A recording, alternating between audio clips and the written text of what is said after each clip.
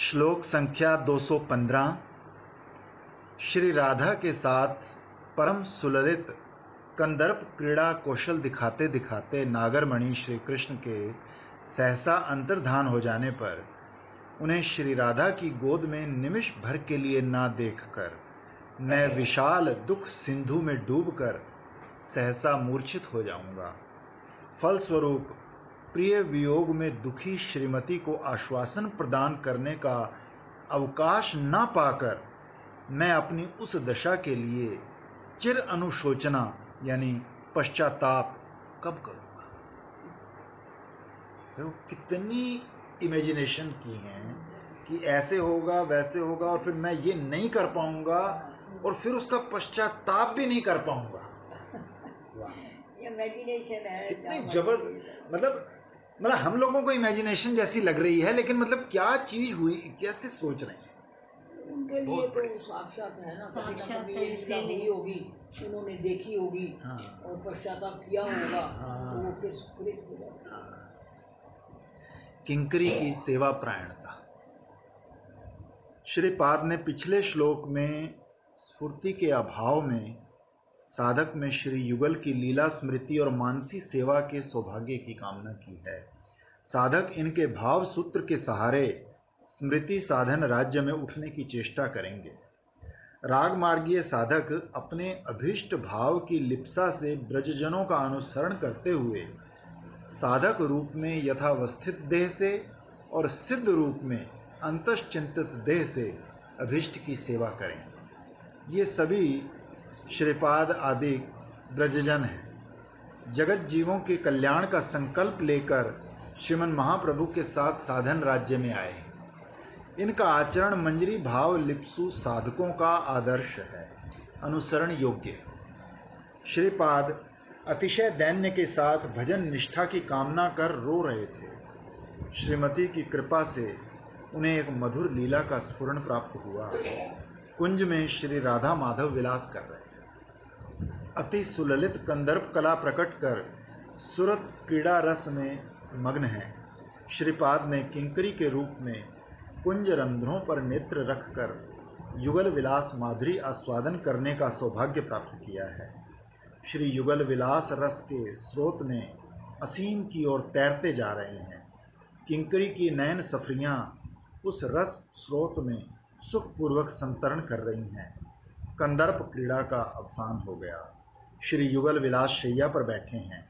श्री राधा की गोद में नागरमणि शोभा पा रही हैं। किंकरी कुंज के भीतर प्रविष्ट होकर वीजन जल तांबुल आदि सेवाओं में जुट गई। बहुत देर तक श्री राधा का मिलन रस आस्वादन कर अब कुछ विरह रस आस्वादन करने की श्री कृष्ण की इच्छा हुई। वो नागरमणि अर्थात क्रीड़ा रस निपुण तो हैं ही। आड़ में जाकर कुछ देर श्री राधा के विरह विलाप का माधुर्य आस्वादन करेंगे और विरह देकर फिर मिलन रस को समअधिक परिपुष्ट कर। कारण विरह के बिना संभोग की पुष्टि नहीं होती। विरह केवल मिलन का पुष्टि कारक ही नहीं है, विरह स्वयं भी रस अथवा आस्वाद्य। यहाँ तक कि आचार्य पादों ने मिलन रस से भी कहीं अधिक विरह रस के चमत्कारित्व का वर्णन है भी। मिलन में तो क्षणिक होता है और विप्रलंब में काफी देर तक है। जब तक वो विरह रहेगी तब तक वो रहेगा। मिलन तो एक क्षणिक साक्षात्कार तो क्षणिक होता है और विरह रस तो है वो व्याप्त है। मिलन का पुष्टि कारक होने के नाते मिलन रस के अंग के रूप में विरह का वर्णन करना उचित है। विपुल दुख और वेदनाप्रद होने के नाते विरह पृथक रूप से रस कैसे हो सकता है? इस संभावित प्रश्न के उत्तर में कहते हैं कि विरह मिलन का पुष्टि कारक ही नहीं, वो तो रति प्रेम स्नेह आदि प्रेम के विभिन्न स्तरों रूपी स्थायी भावों से युक्त नायक नायिका के पारस्परिक स्मरण स्फूर्ति और आविर्भाव में क्रमशः मानसी चाक्षुष और कायिक आलिंगन चुंबन और संप्रयोग आदि की सतत चमत्कारिकता जगाता है। इसीलिए विरह को संभोग पुंज में कहा जा सकता है। इसीलिए ब्रजरस में और सर्वोपरि कांता भाव में इतना विरह है। विशेषतः श्री राधा के मादन रस में मिलन के समय भी विविध प्रकार की वियोग अनुभूति निहित रहती है। ये हम पहले बता चुके हैं। नागरमणि श्रीमती को विरह रस आस्वादन देकर मिलन रस की अतिशय परिपुष्टि के लिए सहसा अदृष्ट भाव से श्री राधा की गोद से चले गए। श्याम सुंदर के अंतर्धान पर श्रीमती परम विरहार्त होकर हा नाथ तुम कहाँ हो कहकर विलाप करते करते मोह दशा को प्राप्त हो गए। श्री राधा की अभिन्न प्राणा किंकरी श्रीमती की उस विरह विलाप को सुनकर और नागरमणि को श्रीमती के क्रोड़ में न देखकर महादुख के सिंधु में निमग्न होकर तत्क्षणात मूर्छित। श्री राधा के सुख दुख के साथ किंकरी का भाव तादात्म्य इतना अधिक है कि श्री राधा के आनंद और वेदना की अनुभूति उसके और सभी किंकरियों के देह मन में समअधिक भाव से फूट उठती। श्री कृष्ण बोले, हे मृगनयनाओ, तुम सब जब तक अपनी सखियों से भेंट नहीं करती तभी तक दर्पण में अपने मुखमंडल देखकर अपना सुख या दुख जानकर उसका कीर्तन कर सकती हो। सखियों के आगे रहने पर तुम्हें दर्पण की क्या आवश्यकता? ये वे दर्पण का साधर्म धारण करती हैं, दर्पणवत हो जाती है।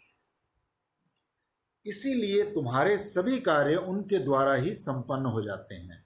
तुम्हारे अश्रु गिरते हैं तो वो भी अश्रुमुखी हो जाते हैं। तुम्हें रोमांच होता है तो उनकी देह भी रोमांचित होती है। तुम्हारे हास्य से वो भी सहास्या हो जाती हैं और तुम्हारे मालिन्य से वो भी सुमलिना हो। उसके अंग से तो प्रकट हुई है तो फिर उनको होगा तो उनका भी होगा ही।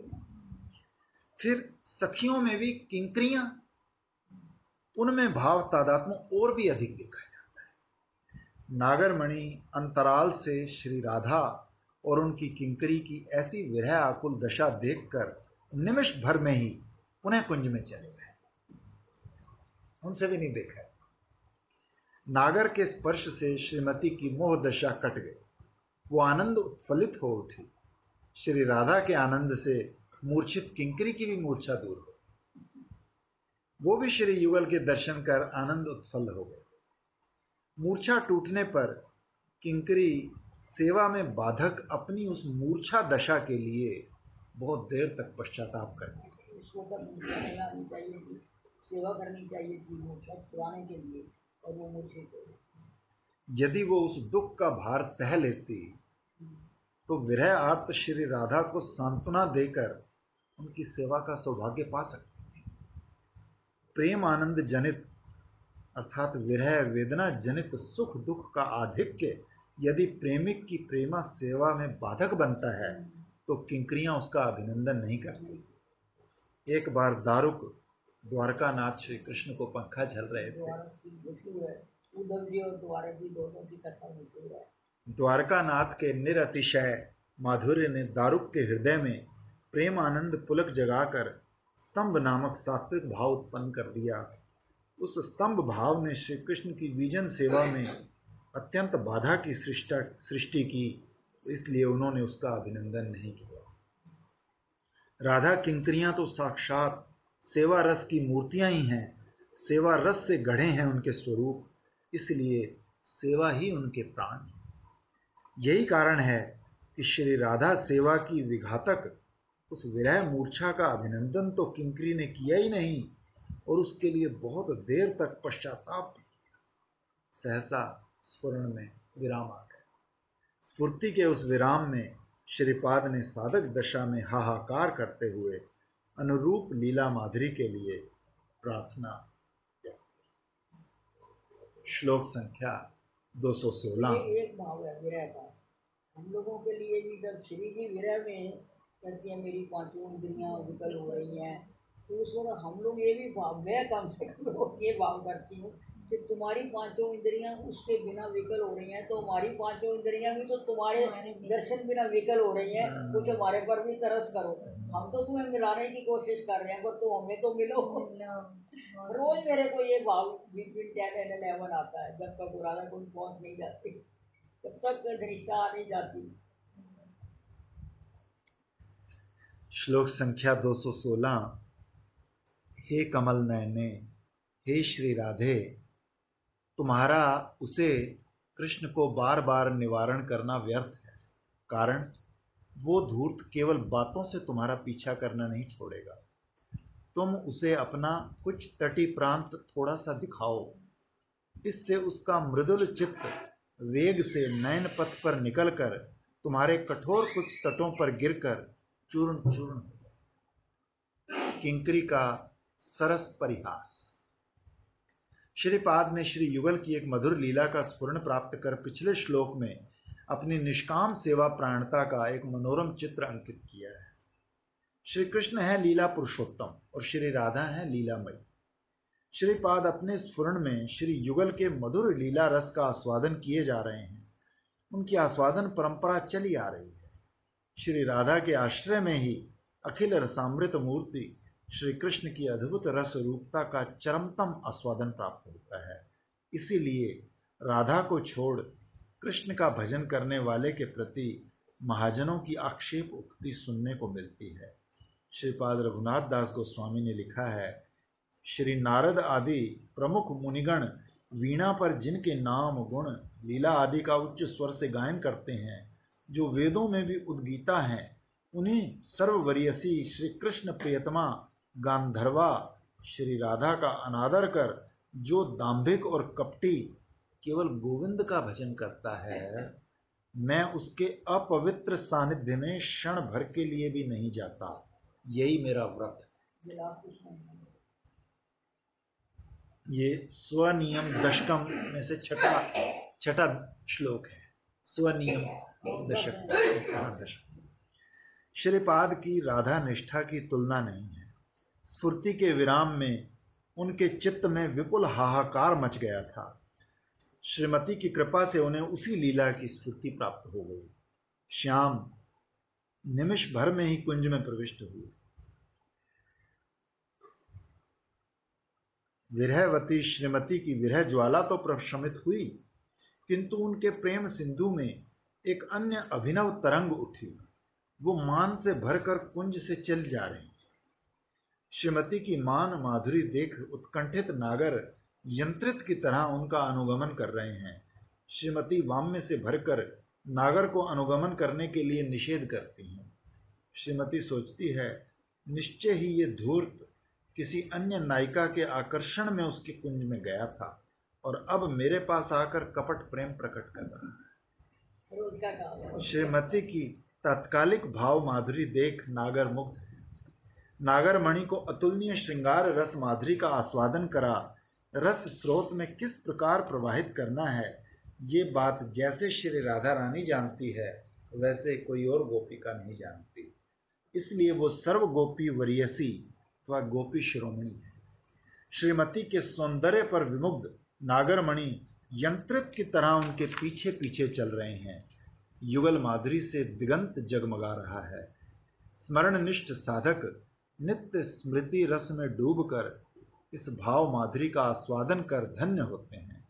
नागरी मणि नागर को अनुगमन करने के लिए बार बार निषेध कर रही हैं और उनके रूप मुग्ध नागर भाव माधुरी से सम अधिक आकृष्ट होकर उनके बार बार निषेध करने पर भी पीछा नहीं छोड़ते। श्रीमद् भागवत में श्रीपाद शुक मुनि ने रज्जु बंधन लीला के प्रसंग में कहा है, निर्विकल्प समाधि लगाए योगियों का चित्त एकाग्रतावश पर ब्रह्म में लीन होने योग्य होता है। वो चित्त भी उनके पीछे पीछे दौड़कर उन्हें कभी स्पर्श करने में समर्थ नहीं होता। उन योगिंद्रों के लिए अप्राप्य श्री कृष्ण को पकड़ने के लिए मां यशोदा उनके पीछे पीछे दौड़ी थी और उन्हें पकड़ भी लिया था। वहीं स्वयं भगवान श्री कृष्ण महाभाववती श्री राधा को स्पर्श करने की लालसा से उनका अनुगमन कर रहे हैं। बार बार उनका निषेध करने पर भी उनके अनुगमन से विरत नहीं होते। मादनाख्य महाभाव की ऐसी अद्भुत श्री कृष्ण उन्मादिका शक्ति। श्री राधा के बार बार निवारण करने पर भी जब मुग्ध नागरमणि यंत्रित की तरह उनका अनुगमन करते हैं तो किंकरी ने परिहास के छल से कहा, हे राधे, इस धूर्त शिरोमणि को बार बार निषेध करना व्यर्थ है। ये धूर्त केवल तुम्हारी बातों से पीछा करना नहीं छोड़ेगा। हे कमल नयने, मैं इसे रोकने का एक सुगम उपाय बताती हूँ। सुनो। अब यहाँ कमल नयने संबोधन का प्रयोग कर सुचतुरा दासी नायिका मणि के सौंदर्य माधुर्य की ओर संकेत कर नागरमणि को उनके प्रति अधिक आकृष्ट करती है कि तुम अपना वक्षोवसन हटाकर अपने कुछ तट थोड़े से इसे दिखाओ। देखना, इसका मृदु लचित नयन पथ पर वेग से निकल पड़ेगा और तुम्हारे कठिन कुछ तटों पर गिरकर चूर्ण विचूर्ण हो जाएगा। तब तुम्हारा और अनुगमन करने में समर्थ नहीं हो जाएगा। ये सब दासियां होकर भी सखियां हैं और सखी होकर भी दासियां हैं, इसलिए इन्हें सरस परिहास में कोई संकोच नहीं होता। सुचतुरा दासी ने परिहास के माध्यम से निषेध के बहाने एक दूसरे के चित्त को परस्पर के प्रति सम अधिक आकृष्ट कर विलास रस की उद्दीपना से दोनों को ही अधीर कर दिया। युगल सेवा की ऐसी निपुणता और कोई नहीं जानती। ये समस्त अशेष कला कौशल किंकरी ने अपनी ईश्वरी से ही सीखा है।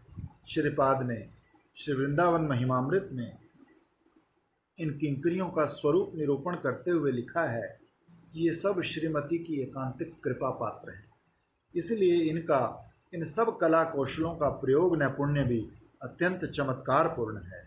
गौड़ीय वैष्णवों का भजन इनके अनुगत्य से भरा है।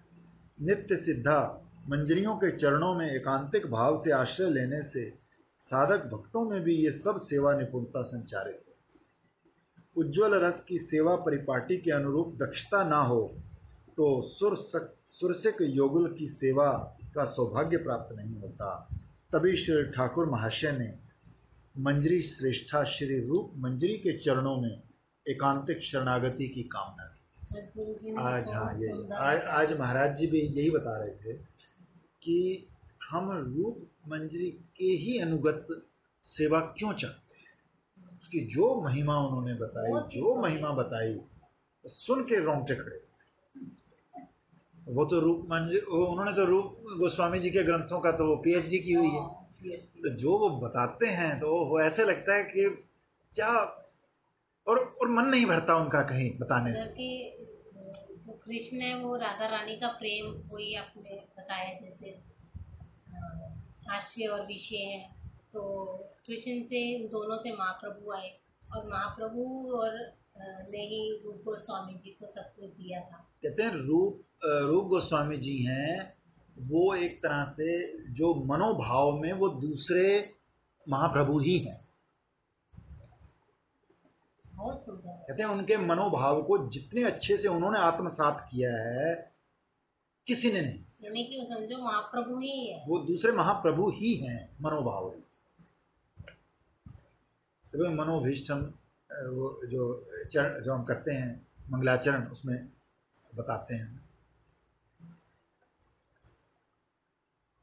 तो ये नरोत्तम श्री ठाकुर महाशय जी ने ये एक पद लिखा है, श्री रूप मंजरी पर सही मोर प्राण धन, सही मोर रस निधि, सही व्रत सही तप, अनुकूल हवे विधि से रूप माधुरी राशि, तुया अदर्शन हई हाहा प्रभु कर दया, सही मोर संपद, सही मोर आभरण, सही मोर वांछा सिद्धि, सही मोर मंत्र जप, से पदे हईवे सिद्धि, प्राण कोवलय राशि, गरले जारल देही, देह मोरे पद छाया, सही मोर भजन पूजन, सही मोर जीवनेर जीवन, सही मोर वेदेर धर्म, सही मोर धर्म करम, निरखिव ए दुई नयने, प्रफुल्लित हवे निशि दिने, चिर दिन तापित जीवन, नरोत्तम लैल शरण। मैं सोच रही हूँ हम दीदी को बता रहे हैं, दीदी को तो सब पता नहीं पता है, लेकिन हम शेयर करने का जो आज सुना ना दीदी, इतना आया होगा। हाँ, वो शाम को भेजूंगी मैं। वो आज भेजेंगे, वो आप भी सुनना एकदम क्लियर। हालांकि मतलब क्या होता है, हालांकि हमने अलग अलग जगह बहुत चीजें सुनी होती हैं, लेकिन वही बात होती है कि एक स्रोत से जब सुनते हैं ना तो एक अलग ही चीज। जो रूप गोस्वामी की तो पीएचडी है, उनकी जो दूसरी कोई है मेरे पास। हाँ वो दिखाई थी मैंने। हाँ जी, वो अभी आई नहीं है, नहीं तो भेज देंगे। हाँ अभी डाल देंगे ना, वो रात तक डाल दो। हाँ, जैसी डलेगी ना मैं भेजूंगी उसको, बहुत अच्छी। नौकरी प्रभु भेजते हैं तो बोलो मेरे में भी डाल दे। नहीं नहीं नहीं, वो उसमें नहीं भेजते, अलग नहीं भेजते, वो ग्रुप में। वो बस ग्रुप में डाल देते हैं, जिसको चाहिए वहां से लो, बस ऐसे। तो आपने ऐड कर दो, हैं? अब आप भी उस ग्रुप में ऐड हो जाओ। हाँ वही ग्रुप में नहीं ऐड तो कर फिर आप कह रहे हो ना, फिर आपको उस टाइम पर आना पड़ेगा। वो तो एक ही बात है, हम वहां से डाउनलोड करके आगे जिसको भेजना है अच्छा, आप भेजते रहे। डाउनलोड करते हो ना, हम तो करते हैं। तो आप इसका वही भेजते हो आप उस समय। ऑनलाइन होता है ना सब। सुयोग्या किंकरी ने परिहास निपुणता से दोनों के चित्तों में विपुल विलास वासना उद्दीप्त कर और एक निर्जन कुंज में श्री युगल मिलन संपादन कर उनकी यथा योग्य लीला माधुरी और सेवा माधुरी आस्वादन का सौभाग्य प्राप्त किया। सहसा स्फूर्ति में विराम आ गया। श्रीपाद ने साधक दशा में अपने स्फुरण के आस्वादन को श्लोक छंद में निबद्ध कर रख दिया। श्लोक संख्या 217। जिनमें प्रेम मूर्ति श्री राधा का महिमामृत और उनके भाव का वर्णन नहीं है, ऐसे सत शास्त्रों तथा शास्त्र विहित नारद प्रहलाद आदि द्वारा ग्रहण किए भजन पथ की हमें क्या आवश्यकता है। अहो, जहां मेरी राधा नहीं है, उस परम श्रेष्ठ वैकुंठ संपदा का भी मुझे क्या प्रयोजन।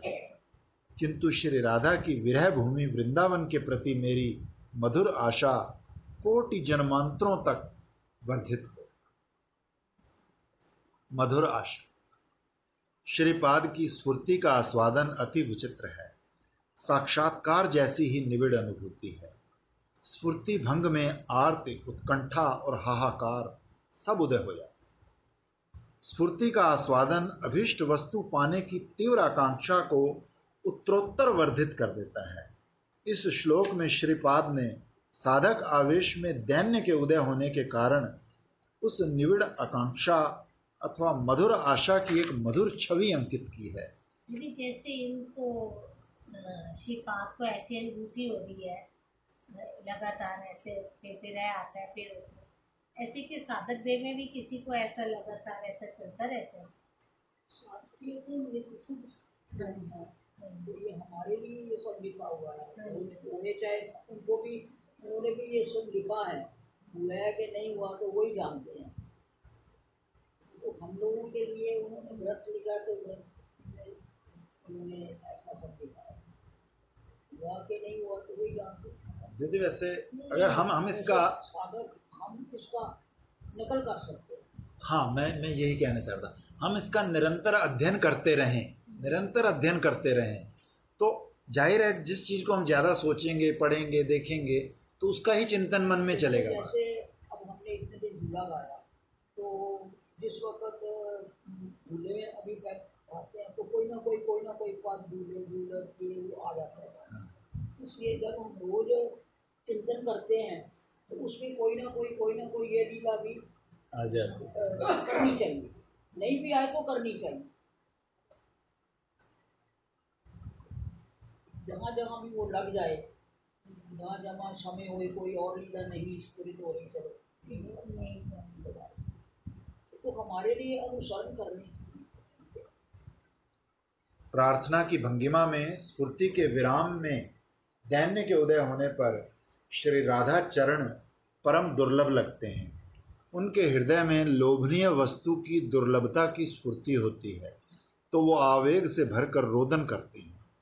उनके मायावादी जीवन के संगी कह सकते हैं कि श्रीपाद, आप इतने बड़े वेदांती होकर भी वेदांत का अध्ययन त्याग कर भक्त हुए, उसी के फलस्वरूप आपको इतना दुख और अशांति है। वो इसको दुख और शांति समझते हैं ना, लेकिन जिसको होता है उसको कितना सुख है वो वही जानता है। उस रोने में कितना सुख है, तो वो एक बार शुरू हो जाएगा तो फिर वो बार बार किसी न किसी लीला में ऐसा कब होगा, ऐसा कब होगा। मैं बताती हूँ राम लीला के बाद ये 2 लाइन प्रार्थना करनी चाहिए कि हम होली खिला रहे हैं, तो देख रहे हैं, तो उस वक्त सोचना चाहिए कि ये कब होगा जब साक्षात कार्यक्रम हो। अगली के बाद थोड़ा थोड़ा चालू करना चाहिए। बहुत अच्छा है। कहते हैं क्योंकि कि मुख्य फल भयंकर होना है। एक दफा ऐसे प्रैक्टिस करो तो फिर जब निकलता है तो एक दफा नेचुरल भी एकदम हो जाता नहीं है। देखो तो कहते हैं कि झूठा झूठा सच्चा सच्चा कोई खेले, झूठा खेले सच्चा हो। साधु की बात सुनिए ना, झूठा साधु हुआ तो वो सच्चा साधु बन गया। तो इसलिए झूठा झूठा भी रोएंगे। पहली बात तो ये है कि चित्त विकलित और चित्त शुद्ध हुए बिना रोना आता नहीं है। क्योंकि मैं कल उस कॉपी में एक लाइन और भी पढ़ी थी कि जब तक किसी चीज का हमको अभाव नहीं महसूस होता तब तक रोना नहीं आता और तब तक प्राप्ति भी नहीं होती। सच जब हमें लगे, जैसे कबीर जी ने कहा है कि है कोई ऐसा परोपकारी जो प्रभु से दिए मिलाए रे, तो मेरा ऐसे हाल गए बिन देखे रहा ना जाए। जब आपको लगे कि भाई बहुत हो गया, कितनी उम्र हो गई, ये सब भी किया, बड़ी कृपाएं तेरी, पर ये फाइनल कृपा तेरे साक्षात्कार कब होगी, कब होगी। जब ये भाव उदय होना शुरू हो जाएगा तभी रोना है। जब तक चित्त शुद्ध नहीं होता तब तक भगवान के लिए रोना नहीं आता। रोना किसको नहीं पता। अनेकों बार आप रोए होंगे, जिसके बेटा नहीं वो बेटे के लिए रोता है, जिसको मकान नहीं वो मकान के लिए रोता है। लेकिन कभी भगवान के लिए दो बूंद आई किसी के आंखों में। इसलिए इसकी प्रैक्टिस करनी चाहिए। झूठे आंसू भी सही। आपको सुदर्शनाचार्य की कथा सुनाई थी ना, हाँ, वो लगा मिर्च काली लाल मिर्च। तो पंडित जी ने उसके जो कथा कह रहे थे उसको आलिंगन किया। वो तो नित्य सिद्ध थे, उसको आलिंगन किया तो उसको प्रेम प्राप्ति होगी, तो सबके आंसू आने लगे, वो मिर्च में से सबके आंसू निकल आए। इसलिए कोशिश करनी चाहिए कि हमें और कुछ होगा कब, जब पूरा निष्काम करेंगे। तो ये सब जैसे कहता ना कि 9 पुत्री हैं उसकी, तो जब तक ये अनर्थ निवृत्ति ये सब धीरे धीरे होगा, उतना उतना जितनी जितनी अपनी सराय अंदर की खाली करते जाओगे उतनी उतनी वो उसके आनंद से भरती जाएगी और उतना उतना अभाव महसूस होगा। लेकिन उसमें दुख नहीं, उसमें कितना सुख है वो अनुभव की बात। श्रीपाद, आप इतने बड़े वेदांती होकर भी वेदांत का अध्ययन त्याग कर भक्त हुए, उसी के फलस्वरूप आपको इतना दुख और अशांति है। तो शांति प्राप्त करने के लिए आप पुनः वेदांत का अध्ययन अध्यापन आरंभ कीजिए, तो आपका ये चित्त विक्षेप दूर हो जाएगा। तो इसका उत्तर देते हैं बंधुगण, जिनमें प्रेम मूर्ति श्री राधा का महिमामृत एवं उनके भाव अथवा प्रेम की बात नहीं है, तो ऐसे सत्य शास्त्रों के अध्ययन की हमें कोई आवश्यकता नहीं। एक दिन श्रीपाद विख्यात वेदांतवादी थे, तो काशी में सन्यासी सभा में उन्होंने प्रेम अवतार श्रीमन महाप्रभु से ही प्रश्न किया था कि सन्यासी हैया कर नर्तन गायन, भावक सब संगे लैया कर संकीर्तन, वेदांत पठन ध्यान सन्यासिर धर्म, तहा छाड़ी केने कर भाव केर करम, प्रभावे देखिए तोमा साक्षात नारायण, हीन आचार कर केने ही इहार कारण। वे ही वेदांत शिरोमणि श्रीपाद आज श्रीमन महाप्रभु की करुणा का स्पर्श पाकर श्री राधा महिमा और उनकी प्रेम वाणी रहित किसी शास्त्र का अध्ययन करना और श्रवण करना भी नहीं चाहते। यहाँ तक कि श्री नारद प्रहलाद आदि महत गण द्वारा अंगीकार किए ऐश्वर्य ज्ञान में भजन पथ की भी उन्हें कोई आवश्यकता नहीं। हमें इस बहुवचन से ये बात भी व्यंजित होती है कि श्री राधा की महिमा अथवा भाव के वर्णन से रहित किसी शास्त्र और ऐश्वर्य ज्ञान में भजन पथ में किसी भी गौड़ीय वैष्णव की रुचि नहीं रहती। वस्तुतः ऐश्वर्य ज्ञान गंध शून्य शुद्ध माधुर्य में ब्रज रस का संधान मिल जाने पर ऐश्वर्य भाव में भगवत भजन में स्वतः ही अरुचि हो जाती है। श्री बृहद भागवतामृत में श्री गोप कुमार की कथा इस बात का सुंदर दृष्टांत है। श्रीपाद ने तो श्रीमन महाप्रभु की कृपा से ब्रज रस में भी सर्वोत्कृष्ट राधा दास्य का संधान पा लिया, अतः उनके लिए ऐश्वर्य ज्ञान युक्त भजन पद त्याज्य होगा ही। ऐश्वर्य ज्ञानी भक्तजन कह सकते हैं कि श्रीपाद ऐश्वर्य ज्ञान में भगवत भजन से वैकुंठ की विपुल संपदा प्राप्त कर धन्य हो, क्या ये भी आपका काम्य नहीं है? तो इसका उत्तर देते हैं, अरे वैकुंठ में अनंत संपदा हो सकती है, पर वहां मेरी श्री राधा तो नहीं है। जहां श्री राधा रानी नहीं है, उस वैकुंठ की संपदा का मुझे क्या प्रयोजन? अर्थात राधा रानी रहित अनंत अप्राकृत संपद में भी मेरी रुचि नहीं।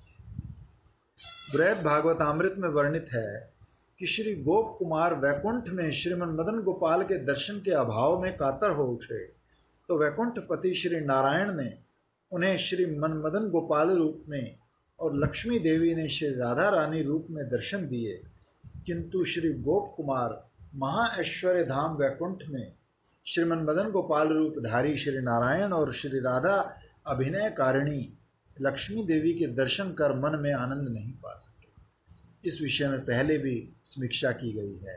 अब यदि कोई कहे कि श्रीपाद आप श्री राधा को भी परम दुर्लभ मानते हैं, तो भगवत भजन अथवा वैकुंठ की संपदा की कामना भी नहीं करते, तो आप चाहते क्या है? वे कह रहे हैं राधा दर्शन तो परम दुर्लभ है और भगवत भजन और वैकुंठ की संपदा की कामना नहीं करते, तो फिर चाहते क्या है? तो इसका उत्तर देते हैं, क्या चाहता हूं मैं चाहता हूं श्री राधा की विहार भूमि वृंदावन के प्रति मेरी मधुर आशा निरंतर वर्धित हो। प्रश्न संभव है कि श्रीपाद आप यदि दुर्लभ श्री राधा को प्राप्त नहीं करते, तो उनकी विहार भूमि में आशा पोषण करके आपको क्या लाभ?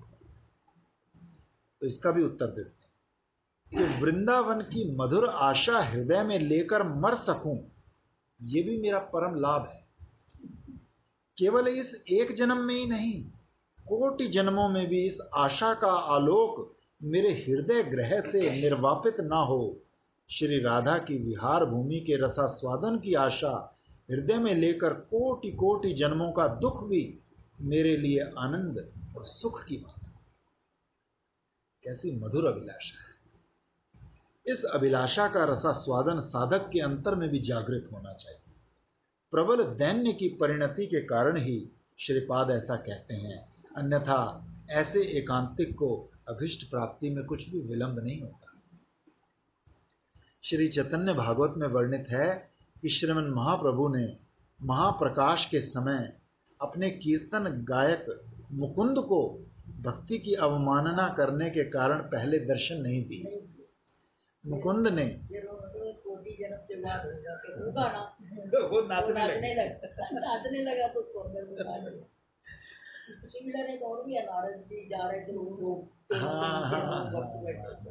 कब होंगे दर्शन?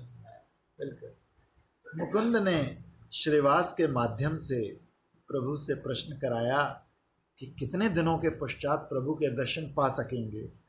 तो इसके उत्तर में प्रभु बोले और यदि कोटि जन्म है तबे मोर दर्शन पाइबे निश्चय, सुनिल निश्चय प्राप्ति प्रभुर श्री मुखे, मुकुंद सिंचित हैला परानंद सुखे, पाइब पाइब बलि करे महानृत्य, प्रेमे ते विहल हैला चैतन्येर भृत्य।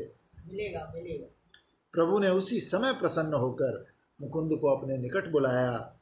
मुकुंद प्रभु के दर्शन कर दंडवत प्रणत हुए तो प्रभु दयाद्र हृदय से बोले, प्रभु बोले उठ उठ मुकुंद आमार, तिलकार्धेक अपराध नाहिक तोमार, संग दोष तोमार सकल हैल क्षय, तोर स्थाने आमार हैल पराजय, कोटि जन्मे पावे हेन बलि लाम आमी, तिलार्ध के सब ताहा घुचाइले तुमी, अव्यर्थ आमार वाक्य तुमी से जानिला, तुमी आमा सर्वकाल हृदय बांधिला। ऐसा ही श्रीपाद के साथ हुआ। श्रीपाद दैन्य के आवेग से भरे हैं। वो श्री राधा के दर्शन प्राप्त न करके भी श्री राधा की विहार भूमि के रसास्वादन की आशा में कोटि जन्म भी सुखपूर्वक व्यतीत कर सकेंगे, ऐसी अभिलाषा व्यक्त करने के साथ ही साथ करुणामयी श्रीमती स्फूर्ति भी उनके आगे उदित हो गई। और अगले श्लोक में हम श्रीपाद के आस्वादन के माध्यम से उनकी भाग्य देवी लीला निधि श्रीमती को प्राप्त करेंगे।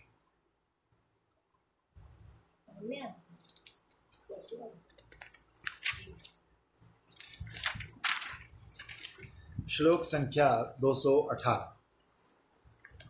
जो बार बार अनुपम रसपूर्ण वर्ण श्याम श्याम ऐसा जप रही है और बीच बीच में मधुरादपि मधुर स्वर में श्याम नाम उच्चारण करती है, जो स्थूल मुक्ता बलि की तरह नयन गलित अश्रु बिंदु वहन कर रही है, जो आनंद में पुलकित और प्रतिपद चमत्कारवती हैं, वे ही श्री राधा हमारी रक्षा करें। वासक सज्जिका श्री राधा। वासक सज्जिका सारी रात सजाई सेज और प्रीतम आएगी, तो बोलते हैं वासक।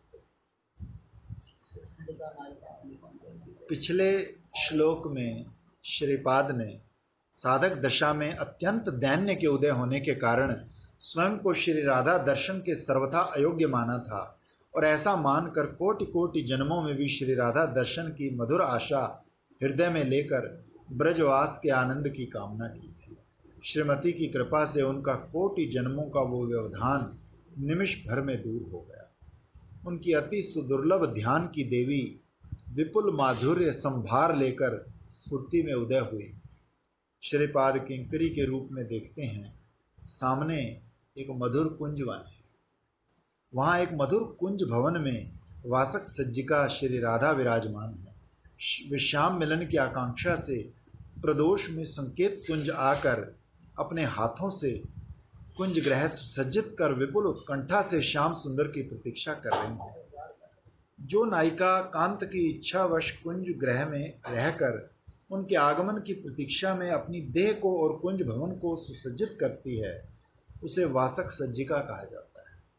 कंदर्प क्रीड़ा संकल्प, कांत पथ का निरीक्षण, सखियों के साथ विनोद वार्ता और बार बार दूती की ओर देखना, ये उसकी चेष्टाएं हैं।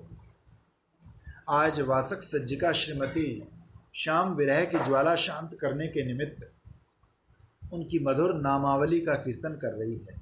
श्रीमुख से श्याम श्याम ये निरुपम रसपूर्ण वर्ण उच्चारण कर रही है।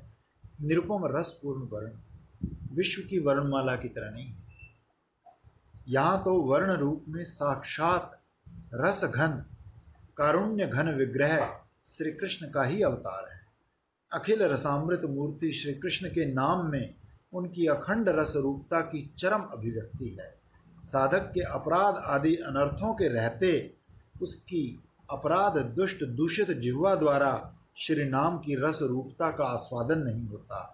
नाम भजन के फल स्वरूप जिस परिमाण में अपराध आदि अनर्थ नष्ट होते हैं, उसी के अनुरूप स्वप्रकाश श्री नाम साधक की साधन भक्ति परिमार्जित इंद्रियों के आगे उसके अपने आस्वाद्य धर्म को प्रकट कर देते हैं।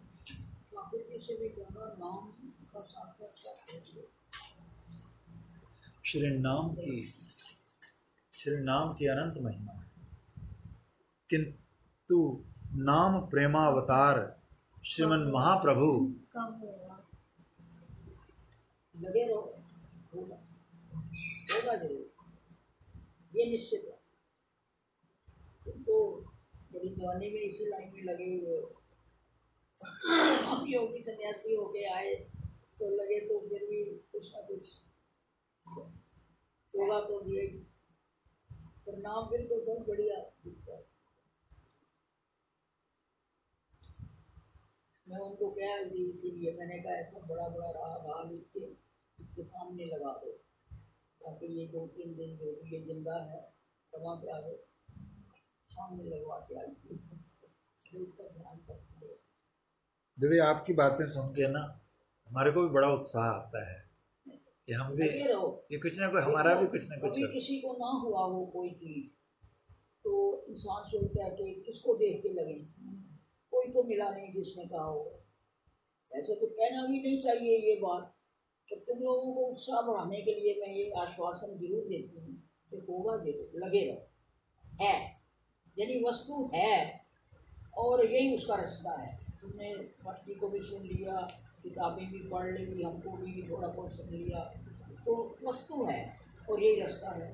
जब वस्तु है, रास्ता है और हमें स्थान मिल गया और हम कर रहे हैं, तो फिर संदेह क्यों करें?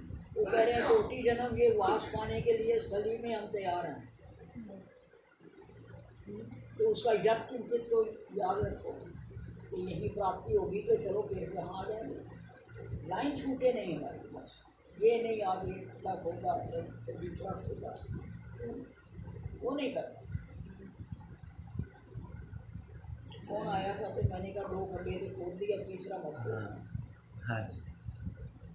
श्री नाम की अनंत महिमा है, किंतु प्रेमावतार श्रीमन महाप्रभु और नामाचार्य श्री हरिदास ठाकुर श्री रूप गोस्वामी के नाम महिमा वर्णन विषयक श्लोक में श्री नाम की आस्वाद्य रूपी महिमा को लेकर सम अधिक आकृष्ट और अथवा मुग्ध हुए थे।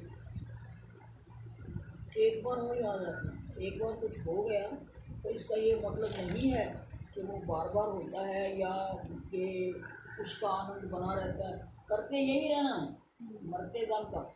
मरते दम तक 3 बजे उठना है, ये कर जब तक शरीर चलता है। और नहीं तो हमारे गुरु जी पड़े रहते थे, वो सामने मंगला करता तो वही घंटी बजा देते थे, नहीं उठ सकते थे तो करते हुए खुश रहना है। लेकिन एक हृदय में आश्वासन हो जाता है कि भाई जैसे कि कोई स्कूल जाता है तो कहते कच्ची पक्की में मेरा नाम लिख दिया, एक पदवी है अष्टमुखी में लिख ली तो मेरा नाम।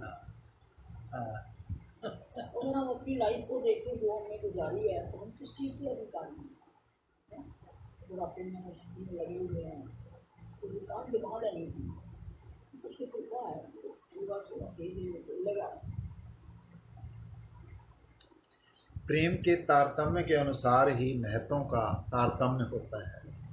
इसलिए परम महान प्रेमवती महाभाव स्वरूपिणी श्री राधा रानी की महाभाव भावित इंद्रियों में श्री नाम अनंत आस्वादन के साथ समुदित होते हैं। श्री राधा रानी ने पूर्ण राग की अवस्था में श्याम ये अक्षर द्वय सुनते ही विवश होकर सखी से कहा था, सई केवा सुनाइल श्याम नाम कानेर भीतर दिया मरमे पशिल गो आकुल करिल मोर प्राण न जानी कतिक मधु श्याम नामे आछे गो वदन छाड़िते नाही पारे जपिते जपिते नाम अवश्य करिल गो केमने वा पासिरे तारे। श्रीमती अनुपम रसपूर्ण अक्षर श्याम नाम जप रही है और बीच बीच में मधुरादपि मधुर स्वर में श्याम नाम का उच्च कीर्तन भी कर रही है। कीर्तन करते समय श्रीमती के नैनों से स्थूल मुक्ता माला की तरह अश्रु बिंदु गिर रहे हैं। श्याम सुंदर के आगमन की संभावना में उनका चित्त तन्मय है। पवन स्पर्श से वृक्ष लताओं के पत्रों के हिलने पर अथवा शुष्क मरमरित पत्रों के गिरने पर श्याम आगमन की संभावना जानकर श्रीमती आनंद से भर उठती है।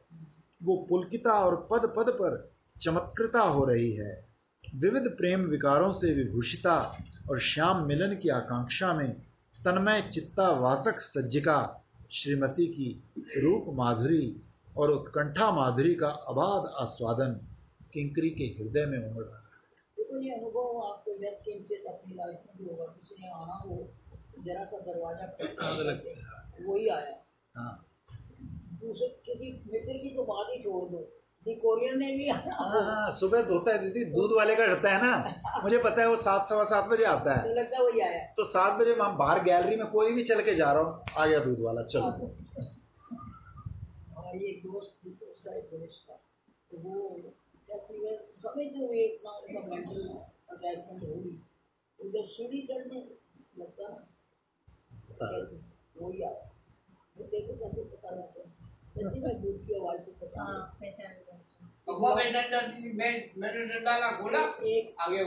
एक लौकिक प्रेम में भी ऐसा हो जाता है, तो फिर ये तो अलौकिक है। सहसा स्फुरण में विराम आ जाता है श्रीपाद अति वेदनार्थ चित्त से प्रार्थना करते हैं कि वे ही वासक सज्जिका श्री राधा हमारी रक्षा करें, अर्थात विरह विधुरा दासियों को अपने चरणों के सानिध्य में लेकर हमारी प्राण रक्षा